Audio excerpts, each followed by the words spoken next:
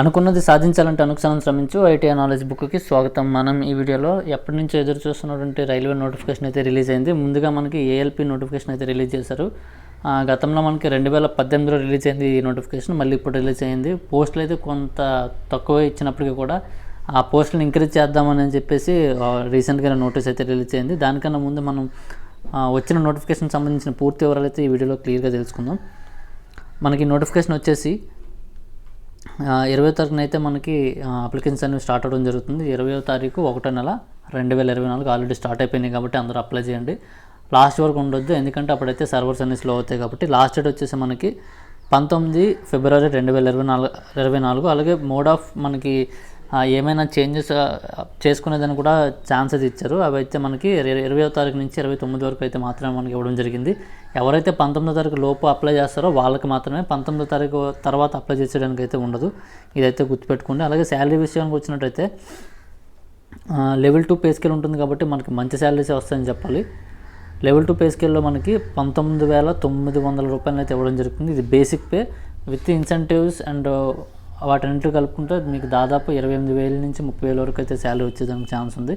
ALP మాత్రమే మనకి railway medical స్టాండర్డ్స్లో మనకి A+ ఉంటుంది. అంటే మెడికల్ స్టాండర్డ్స్లో మనం కంప్లీట్ ఫిట్ అవ్వాల్సి ఉంటుంది అనమాట. విజనరీలో 1 పాయింట్ తేడా ఉన్నా సరే మనకైతే తీసుకోవడం జరుగుతుంది, అన్ఫిట్ చేస్తారు. అలాగే ఏజ్ లిమిట్ విషయానికి వచ్చినట్టే 18 నుంచి 30 సంవత్సరాల వరకు ఎవరైతే జనరల్ కేటగిరీస్ ఉన్నారో వాళ్ళందరికీ అయితే ఎలిజిబిలిటీ ఇవ్వడం జరిగిందనమాట. దాంతోపాటు మనకి OBC categories and relaxation categories ఏవైతే ఉన్నాయో వాళ్ళకి మనకి 3 years to + 5 years అయితే మనకి రిలాక్సేషన్ అయితే ఇవ్వడం జరుగుతుంది. మనకి వేకెన్సీల విషయానికి వచ్చినట్టయితే 5,696 వేకెన్సీలను అయితే ఇవ్వడం జరిగింది. ఈ పోస్టులను అయితే పెంచుతారనే అయితే మనకి రైల్వేస్ నుంచి అప్డేట్ అయితే రావడం జరుగుతుంది. అవి ఎంతవరకు పెంచుతారనేది అయితే వేచి చూడాలి. మనకి నోటిఫికేషన్ కూడా క్లియర్గా మెన్షన్ చేశారు, వేకెన్సీస్ అనేవి పెరగవచ్చు లేదా తగ్గవచ్చు అని చెప్పేసి. వేకెన్సీలను తగ్గించడం అయితే జరగదు, ఎప్పుడు పెంచుతూనే ఉంటారు కాబట్టి. దట్టు ఎలక్షన్ ఇయర్ కాబట్టి వేకెన్సీలు అయితే పెరుగుతుంటాయి. సో వాటి గురించి అయితే ఏం పట్టించుకోవద్దు. మెడికల్ స్టాండర్డ్స్ మనం ఆల్రెడీ డిస్కస్ చేసాం కదా, A+1 అయితే మనకి మెడికల్ స్టాండర్డ్స్ మెయింటైన్ చేస్తారు.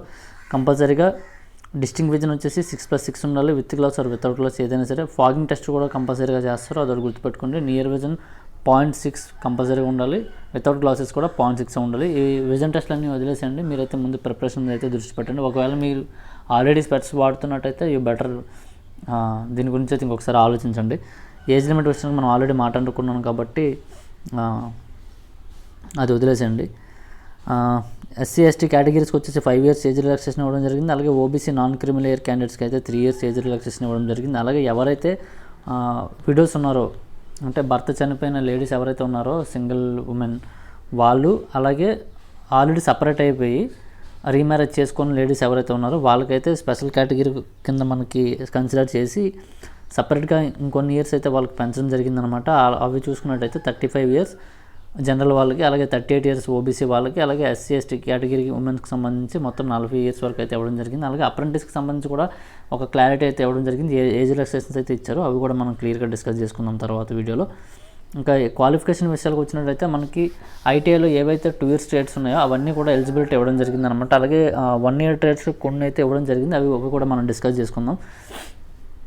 డిగ్రీ వాళ్ళకి అయితే ఎలిజిబిలిటీ లేదు, ఎవరైతే డిప్లొమా వాళ్ళు చేశారో. అలాగే బీటెక్ వాళ్ళు కూడా కొన్ని స్ట్రీమ్స్కి అయితే ఎలిజిబిలిటీ మెన్షన్ చేశారు, వాటి గురించి కూడా క్లియర్గా తెలుసుకుందాం. అలాగే ఎగ్జామినేషన్ ఫీజు విషయానికి వచ్చినట్టయితే SC/ST కేటగిరీ స్టూడెంట్స్ అయితే మనకి 250 రూపాయలు అయితే ఇవ్వడం జరిగిందనమాట. అవి అయితే మీరు కంపల్సరీగా పే చేయాల్సి ఉంటుంది. అందులో ఆ మొత్తం అమౌంట్ కూడా ఆఫ్టర్ CBT 1 క్లియర్ చేసిన తర్వాత ఆర్ఎల్స్ అటెండ్ అయిన తర్వాత రిఫండ్ అయితే చేస్తారు. జనరల్ కేటగిరీ అలాగే ఓబీసీ కేటగిరీకి అయితే 500 రూపీస్ని అయితే మెన్షన్ చేయడం జరిగింది. వాళ్ళలో 400 రూపీస్ అయితే రీఫండ్ చేస్తారు.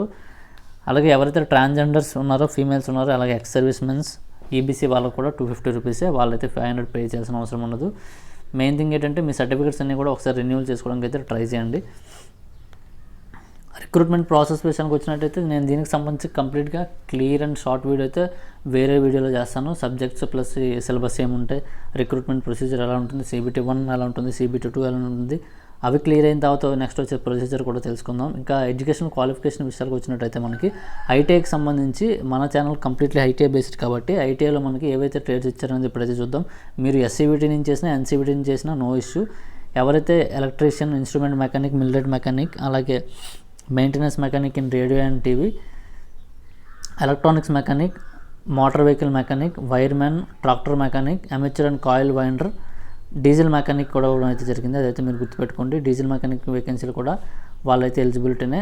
1 year ట్రేడ్కి సంబంధించి డీజిల్ మెకానిక్ అయితే వాళ్ళు ఇవ్వడం జరిగిందనమాట. అలాగే heat engine, Turner, machinist and R&AC ట్రేడ్స్కి మాత్రమే ఇవ్వడం జరిగింది. ఎవరైతే వెల్డర్స్, కార్పెంటర్స్, 1 year ట్రేడ్స్ ఏవైతే ఉన్నాయో ప్లంబర్స్, వీళ్ళకైతే ఎలిజిబిలిటీ లేదు లోకో పైలట్ ట్రైన్ డ్రైవ్ చేయడానికి. అదైతే గుర్తుపెట్టుకోండి. అలాగే యాక్ట్ అప్రెంటిస్ ఎవరైతే ఐటీఐ చేయకుండా పైన మెన్షన్ చేసిన ట్రేడ్స్లో డైరెక్ట్గా అప్రెంటిస్ చేస్తారా అంటే ఐటీఐ 2+1 అప్రెంటిస్ కాకుండా ఎవరైతే 1+2 అప్రెంటిస్ చేస్తున్నారంటే 3 years అప్రెంటిస్ ఎవరైతే చేస్తున్నారో ఆ 2 years అప్రెంటిస్ ఐటీఐ చేయకుండా వాళ్ళు కూడా ఎలిజిబుల్ అయితే మెన్షన్ చేయడం జరిగిందనమాట. అలాగే డిప్లొమాకి సంబంధించి ఎవరైతే mechanical, electrical, electronics, automobile engineering చేశారో వాళ్ళకి ఇవ్వడం జరిగింది. ఈవెన్ ఇంజనీరింగ్ స్టూడెంట్స్ కూడా పైన స్ట్రీమ్స్కి మాత్రం ఇవ్వడం జరిగింది. ఎవరైతే సివిల్ కానీ కంప్యూటర్స్ కానీ ఇంజనీరింగ్ చేస్తున్నారో వాళ్ళకైతే ఎలిజిబిలిటీ లేదని చెప్పాలి. ఇక వేకెన్సీల విషయానికి వచ్చినట్టయితే హైయెస్ట్గా మనకి మొత్తం ఈ 5,696 వేకెన్సీలో ఎక్కువ మనకి భువనేశ్వర్, బిలాస్పూర్ జోన్ నుంచి అయితే ఇవ్వడం జరిగిందనమాట. 1,192 ప్లస్ 1,224 వేకెన్సీలు అయితే ఇవ్వడం జరిగింది. బిలాస్పూర్కి సంబంధించి సెంట్రల్ రైల్వే అంటే Mumbai railway central zone and south east central ఈ 2 జోన్స్ కూడా ఒక దగ్గరే వాళ్ళైతే మ్యాక్సిమం చేయడం జరిగింది. అలాగే ఇలాంటి సినారియో మనకి సికింద్రాబాద్ జోన్కి సంబంధించి కూడా రిలీజ్ చేశారనమాట. అది ఎందుకు ఏంటని కూడా నేను వేరే వీడియోలో చెప్తాను. ఇక్కడ చూసుకున్నట్టయితే మనకి ఈస్ట్ కోస్ట్ రైల్వే అలాగే సౌత్ సెంట్రల్ రైల్వే ఈ 2 కూడా ఒకే దగ్గర మెన్షన్ చేయడం జరిగింది.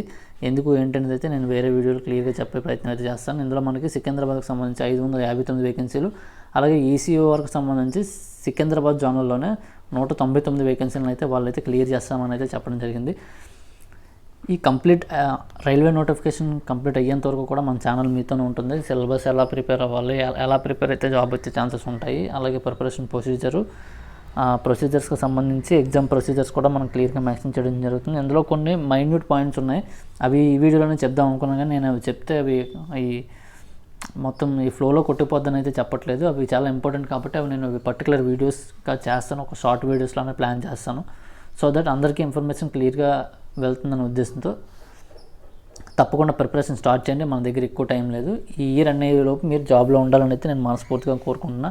ఐటీఐ స్టూడెంట్స్ అందరూ ఎవరైతే కష్టపడుతున్నారో మీకు అందరికీ జాబులు రావాలని అయితే కష్టపడండి. All the best. మన ఛానల్ నుంచి చేయాల్సిన ప్రతి హెల్ప్ కూడా మన ఛానల్ అయితే చేస్తుంది. Thank you.